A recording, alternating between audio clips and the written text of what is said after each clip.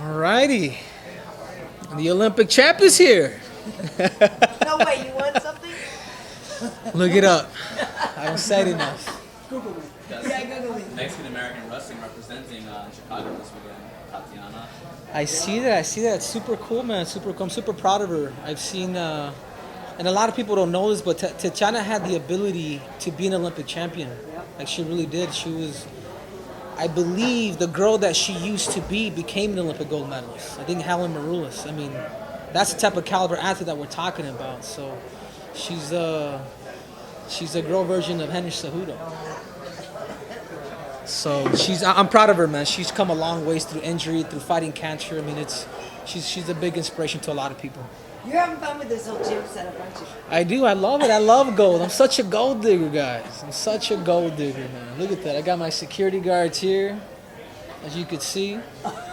10-4. Everybody? Oh, okay, there you go. Is he going to hold the second belt? He's gonna hold the second belt, and I have to find somebody to hold my Olympic gold medal, man, since I don't bring it up enough, you know. Who's your security guard to your left here? You want to introduce yourself? A former Navy SEALs, went to did a few tours in Iraq. I mean, the dude is he's no joke. I'm putting my life on the line for Mr. Cejudo here. There you go. There you have it. On the mean streets of Pinocchio and the Bird here.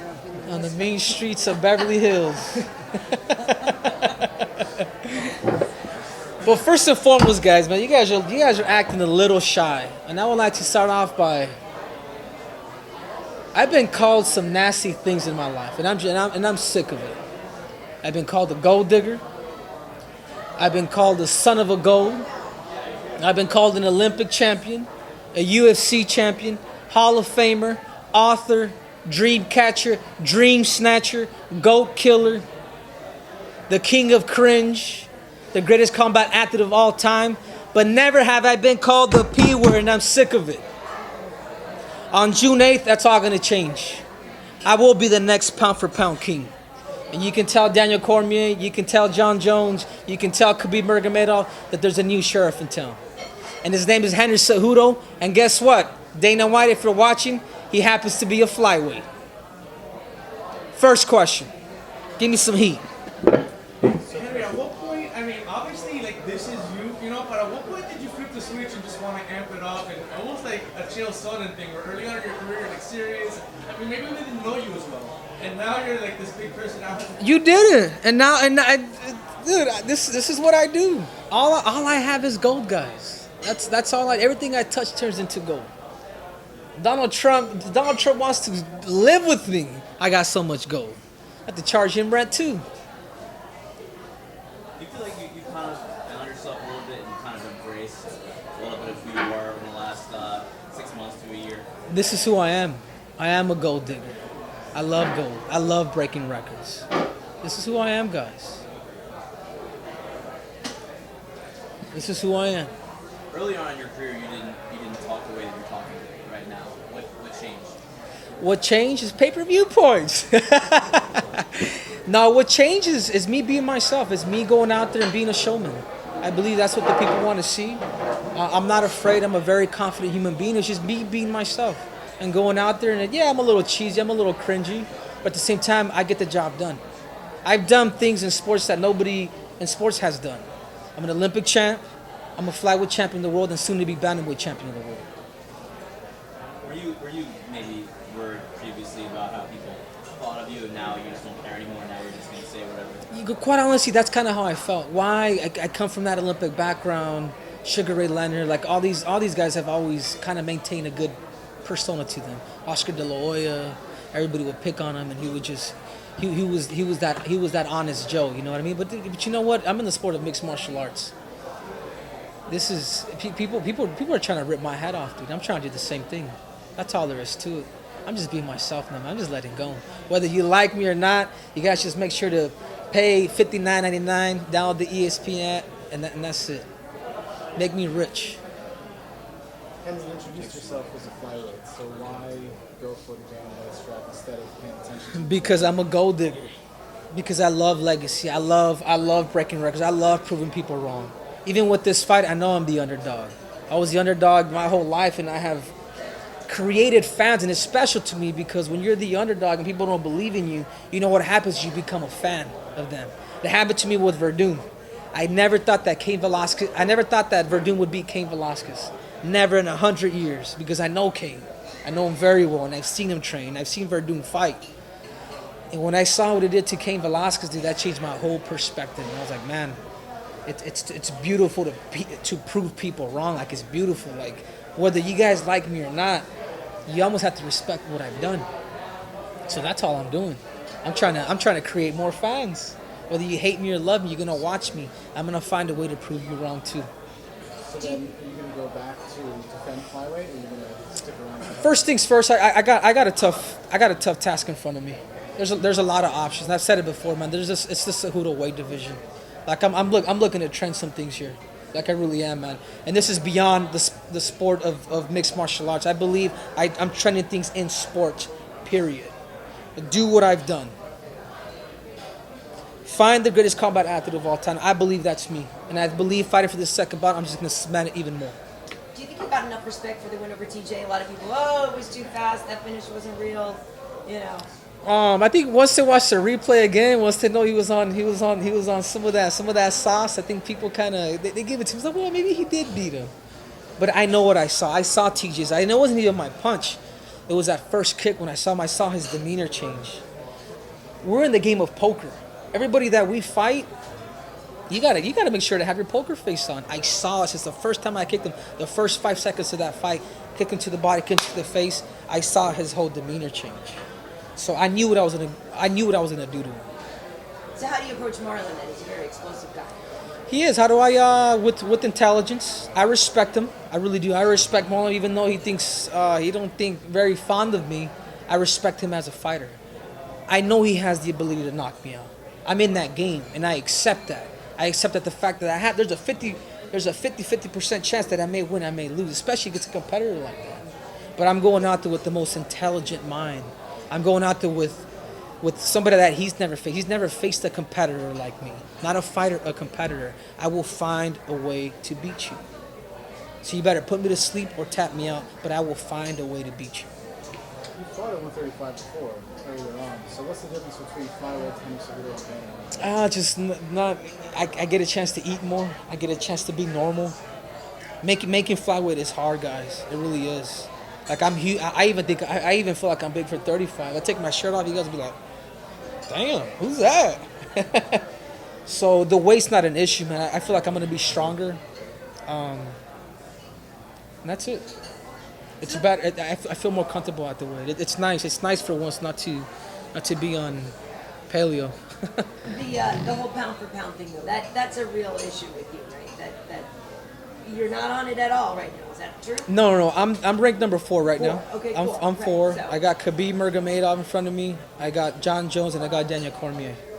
And I feel like I could win it. Why not? Yeah. I want that spot. I believe I could earn it. I'm here to speak everything into a manifestation. That's all I'm doing. And do you think it's a similar thing with Demetrius, that where it's just that the weight classes don't get the same? I don't want to say respect, but you're just not considered. No, this is the thing, guys. Is Demetrius was so good that he was dominating everybody. Everybody thought it was a weight classes issue, which in some way it was. But the first time I fought him, I was only fighting for 3 years. You gave me time. You gave me resources. I have over here. In my opinion, the 2019 Coach of the Year, a man that speaks 5 different languages, is going out there to help his soldiers. I mean, I have the right people in mind to create this perfect storm. So I believe after this fight, I believe I am going to be pound for pound king. I'm the only one with 2 belts, and I'm the only one with an Olympic gold medal. How about that? And it'd be crazy for you guys or anybody not to give me that status, because I'm out here chasing gold.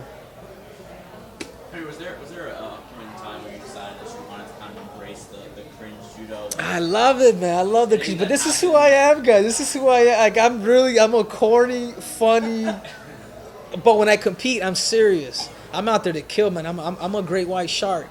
So don't be mistaken. But this is who I am, guys. Like I'm corny. I'm cringy. Accept it. What was that, Eric? You talking to the rest of the security? But was there something that happened that made you say like, you know what, screw it, I'm just gonna be myself? Like, why not? This is all since I was a kid. I was like this. Since I was a kid, But you didn't show up publicly until recently. I didn't because of that reason. I'm an author. I do motivational speaking. I go out and I speak to kids. But you know what? Kids soon become adults. You know, I have nieces and nephews. Like, it's the reality, man. You guys think the UFC is a mixed martial arts company? Guys, the UFC is a marketing company. And finally, I realized that you know who picked on me? Was Chael Sonnen. Oh, really? What did he Don't say? be that honorable guy like Henry Cejudo. Don't be like him. You guys pretty much pump it up. Pump up a fight. I was gonna ask, what's more important to you, like this legacy pound for pound thing, or is most important your bank account? Is that the most important, really? Because you mentioned a couple of times, buy the for you, buy the for you. And I'm not saying it's a bad thing, because I think it's a great thing. But Yeah, no, for sure. Money could be a motivation too. Absolutely, 100%.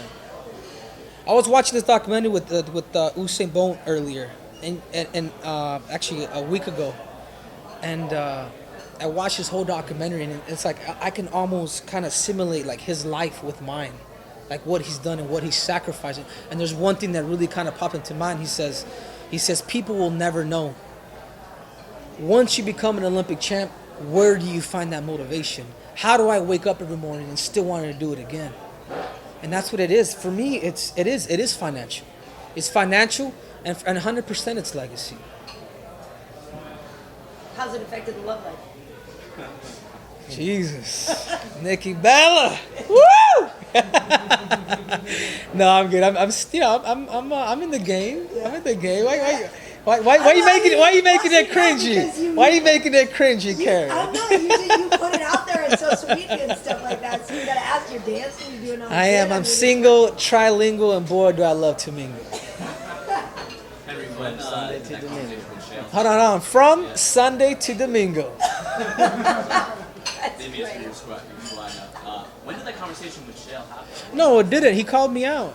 He called me Oh, out, on and you know, TV? yeah, on TV, When on was public. This was a while ago. So you took it to heart. I did. But you know what? He's right. Demetrius Johnson never did it. Demetrius Johnson, the reason why our weight class is being exited is because of that. The first time I fought Demetrius Johnson, I'm actually kind of pissed at him now, the more I think about it. Because you know what? I've always had his back. The first time I was going to fight Demetrius Johnson, again, I was being to myself. I would laugh or whatnot. But I remember I went up to him. I says, Demetrius, we have to stir the pot, dude. They're going to get rid of our weight class. And he was with his wife, and they can both confirm. I was like, we have to stir the spot. We have to stir the pot. And he said, and I told him, I was like, dude, our weight class is pretty much our weight division is on the line, man. Like I was hearing it back then. This was three years ago. It was before the first fight. Yeah, and it was almost like he just shook it off and was like, "Oh, you want to stir the pot, huh?" Like that was his reply to me. And I'm just like, Jesus, man. Now we're in this situation. Now that I'm talking about my Olympic gold medal and the belts and all this and all these women, you know. Now you know what I'm saying. I'm trying to do something here, guys. I really am, dude, from the bottom of my heart. But I'm out there also to break a neck too. Is it too late to say the flyweight division, you think?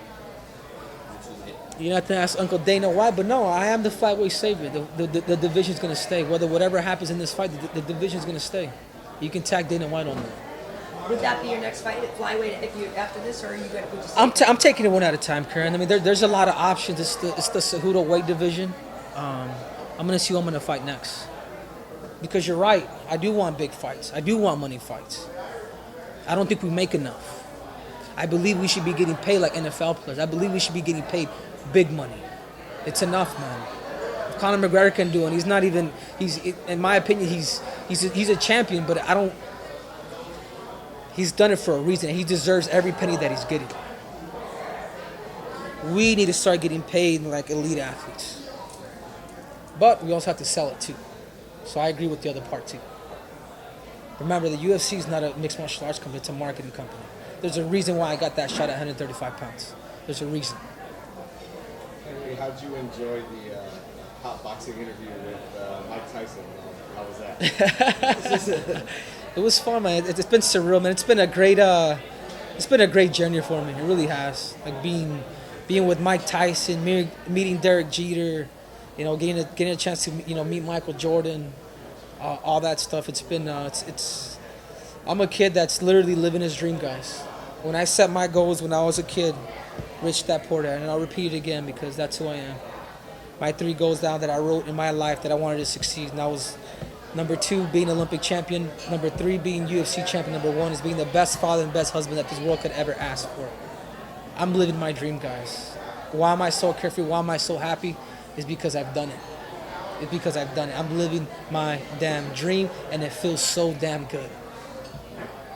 And did I mention I'm an Olympic champ? There was a story that your medal actually burned up in the Santa Rosa fire. Is that true? Because we've seen your medal since, and did the RC issue your any medal? It did. It did. My medal did burn in the Santa Rosa fires, but it's the memory that comes with it. I'm such a carefree person too that can burn too, and I'm okay. Anything can happen. My house can burn down, and I can be okay. I really am, because it's the experience, it's the emotions that come with that. It's the blood, sweat, and tears that took to receive that. That's what counts for me. Truly, I mean it. I don't stress. Oh, I lost my goal. No, dude, I was laughing that day. I was making jokes that same hour. I'm alive. I made it. Are you able to contact the IOC to have a medal? Yeah, I have. Everything's going forward with that. There's a whole process, man, records and all kinds of things. So, but I appreciate you guys' concern with my Olympic gold medal. It means a lot to me. And you're going for a second belt this weekend. Next week there's a big 135-pound fight in Bellator. Paul Well and Gucci. I know you have good friends and training partners in Bellator. They're cross-promoting with Horizon. Do you like to cross-promotion? Like, would you love to fight like one of those guys in Bellator? Or kind of, Dude, absolutely, man. Bring the wolf over. Bring Haraguchi over. I love to cut their necks off too. Why not? And those guys are tough too. I've trained with Darren Caldwell. That dude's he's an animal. I've seen Haraguchi. These guys are good, man. We can start a whole NWO here, man. New World Order, right? UFC versus Bellator. I like the idea. Why not? Henry, obviously a lot has changed in the last 12 months with champ life. You remind us a lot about the gold medal. It's beautiful. What has been your favorite part to carry, the people around you, to get to share that with them as you become a champion and more famous? It's the experiences. It's the fact that I'm able to share my gold with people, my gold medal, my UFC belt, and to be able to do it with my coach, Captain Eric. For those who don't know, and I'm kind of pissed at Fighters Only magazine that they're not even nominating this guy. You know what I mean? Like, in reality, like it's ridiculous. It really is, man. This man coaches me, Patricio Pitbull, speaks different languages to cater to him. Will fly to another country to be with these people, and he's not even being credited at Fighters Only magazine. So that's a bunch of BS.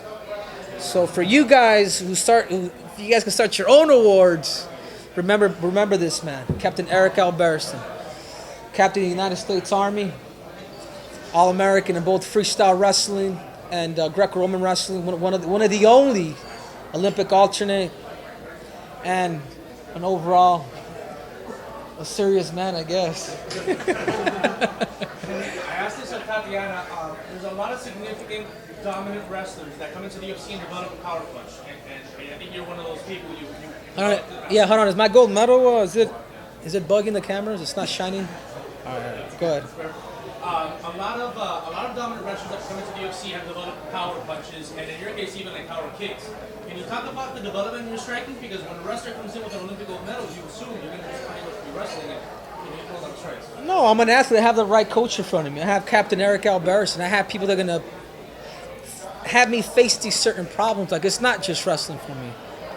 I love the creativity, being able to strike and submit and do all that. And I've showed that in the UFC. I'm an athlete, man. I'm an Olympic gold medalist. Henry, Andrew Ruiz Jr. just won the heavyweight championship, upset Anthony Joshua. But does he have an Olympic gold medal? He doesn't. There you go. He has 3 boxing belts up now. First Mexican heavyweight champion. What do you think about it? Inspiration, man. Inspiration. They just asked me the same question in Spanish, and I can honestly say, like, I'm a part of that. Being Mexican, being Mexican American, like, man, we gravitate towards each other. You know who inspired me when I was a kid? Oscar De La Hoya. You know who inspired me when I was a kid? Marco Antonio Barrera, Morales, Julio Cesar Chavez. Like, all these great legends, man. So a piece of Ruiz's success, man, I feel like, man, I feel like I want it with him. You know what I mean? Like, and it's like that. It's in our culture, man. We're strong-blooded people, man. We can fight, and we'll go out there. We'll fight with pride, with dignity. We'll leave it all on the line. That's exactly what Ruiz did. It doesn't surprise me, and he's gonna do it again. I know he is. There's a Mexico City show in September. You could defend there. Yeah. Options. Need to talk to Uncle Dana. See when I'm ready. I like it. I like the idea. Is Ali going to be there on Saturday? And what do you think his expression will be? Oh, I can tell you right now. I know who Ali's going for. Between me and you, I know who he's going for. He's going for the messenger. I'm his favorite. I'm his fave. And Ali didn't tell me to do that.